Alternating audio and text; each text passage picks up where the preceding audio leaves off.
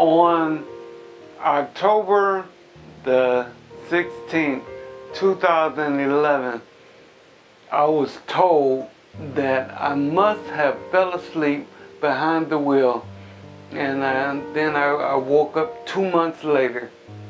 My car was found at a light post, and I had to have the jaws of life free me. They had to cut open the car to pull me out, and I woke up 2 months later. I inquired further, and they said that I must have been asleep because I didn't have any alcohol in my system, didn't have any drugs in my system, but I was the kind of person, I always worked 2 or 3 jobs.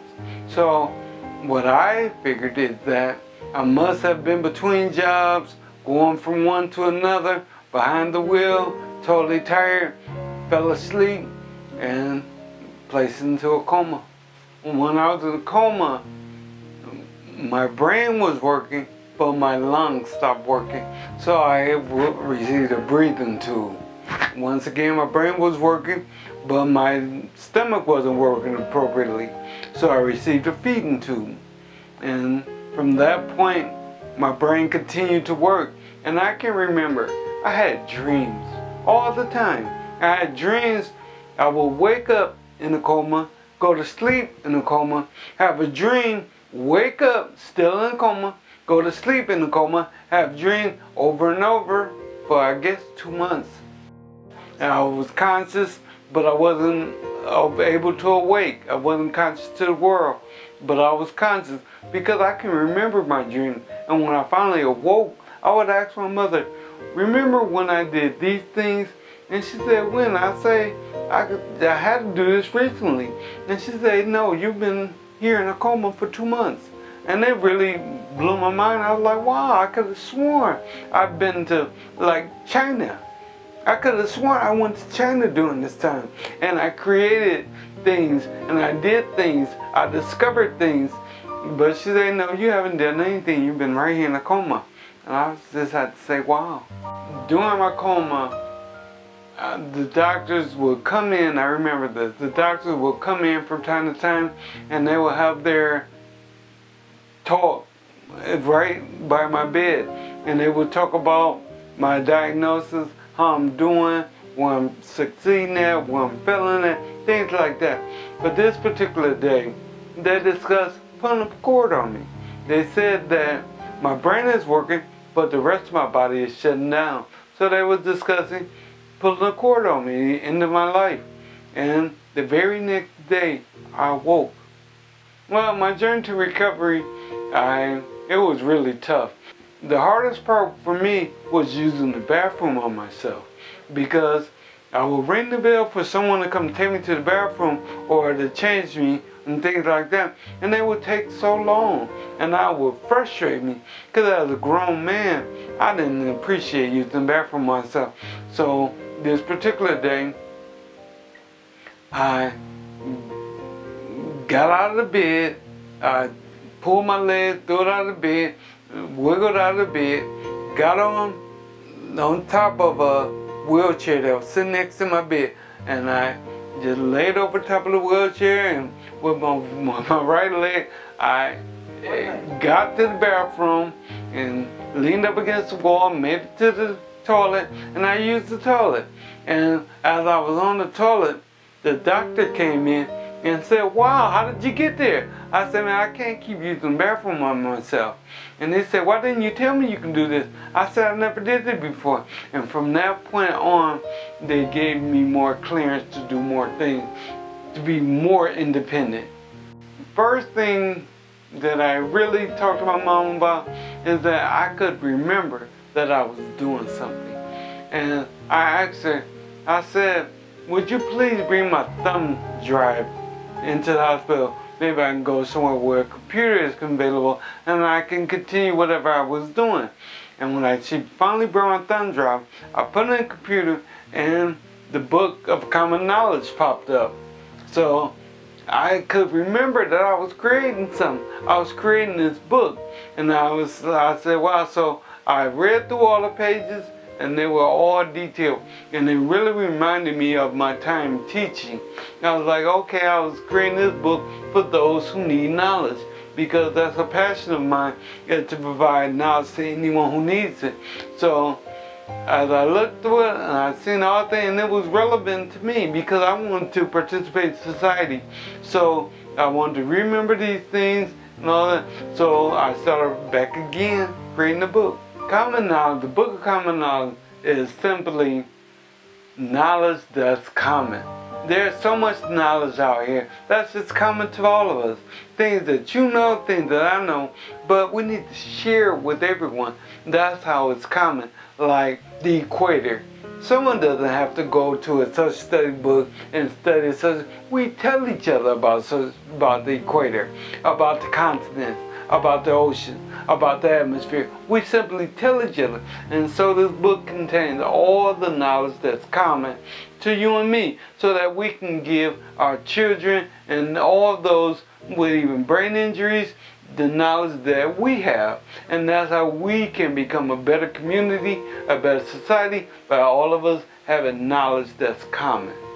The first Miranda right, and I think that's very important for us to teach our young men and women, so when they're involved with law enforcement, they should know the rights that they have automatically just by being an American.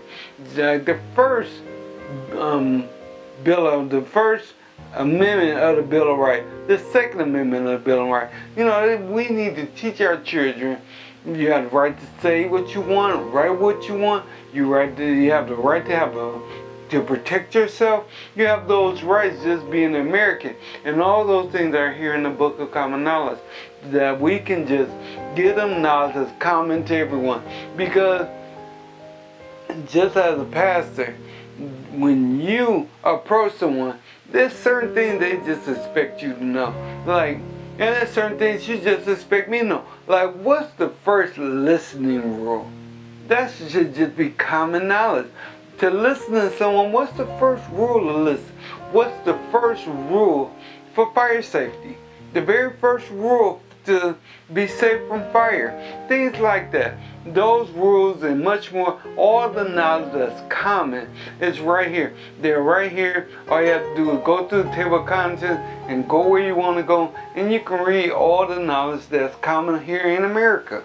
Roughly 90 pages, and it's an easy read book, and it's very fun. There's a lot of pictures and colors, and even like the colors of this here. Colors are only a reflection of light.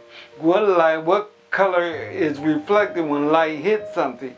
So there's only 3 basic colors, and then those colors mix and make other colors. So with primary colors and secondary colors, they're all here. And even say thank you in sign language. Sign language is here also. So there's so much knowledge that's common that we just expect everyone to know. Then just speaking with you, I just expect you know English. What are the parts of English grammar? You know, I just expect, you know, you're an educated woman, you should know those things. And if any child walk in, maybe my 6th grader have homework and has a question, I should be able to answer her question. So I really feel that the Book of Common Knowledge gives a foundation. Okay, now with the book, the different animals are, the quantities of time. You know, when I speak with people and I ask them, how many years are in a millennium? And they tend not to know. How many years, and churches have jubilees all the time. How many years make a jubilee? You know, things like that. The time is here. Like, when does fall begin? When does winter begin? When does spring begin? Those are dates that seem really simple, but we should know these things, especially if a child should ask it.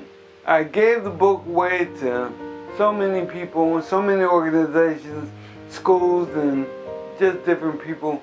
And I walked inside of one school, and I seen that the kids were quizzing each other from the Book of Common Knowledge. They were on page 74 and 75, and they were asking each other questions about the Book of Common Knowledge. And I had an idea, how about making it a trivia game of common knowledge. So I created the trivia game of common knowledge. And in my mind, I had to think of a way to create the game. So I said, first of all, I need a trail. Somewhere they can go and have fun. So I said, how about make it exactly the way the book is? So this in the center is the sun. So we have a sun here, and it begins on the earth, and it goes counterclockwise, just like the earth goes around the sun. So the path goes counterclockwise around the sun, and the first person to common knowledge wins the game. But it's still just a game. So you might have a free roll, or you might have to start over, because it's just a game. And you have 1 minute to answer the question. You answer it correctly, you roll a dice, you move around the board. And as I said, the first person to the sun wins the game. So we're going to go counterclockwise around the board to the sun. First one gets there wins the game. My next step is to raise money to take a buyer's class. The buyer class will teach me how to sell the game of common knowledge to buyers of large corporations such as Myers, Walmart, Toys R Us. The game of common knowledge would be a terrific thing for all prisons, all veteran hospitals, all around the world. The game of common knowledge will really make learning fun and an atmosphere that's not tense, that's easygoing, that we all can learn in. I can be contacted at my website, which is www.greenacademyinc.org, and I've created a non-profit organization because I would like to create a community center that I can teach and develop minds in. So I'm on my path to do that, but before I get there, I want to get here.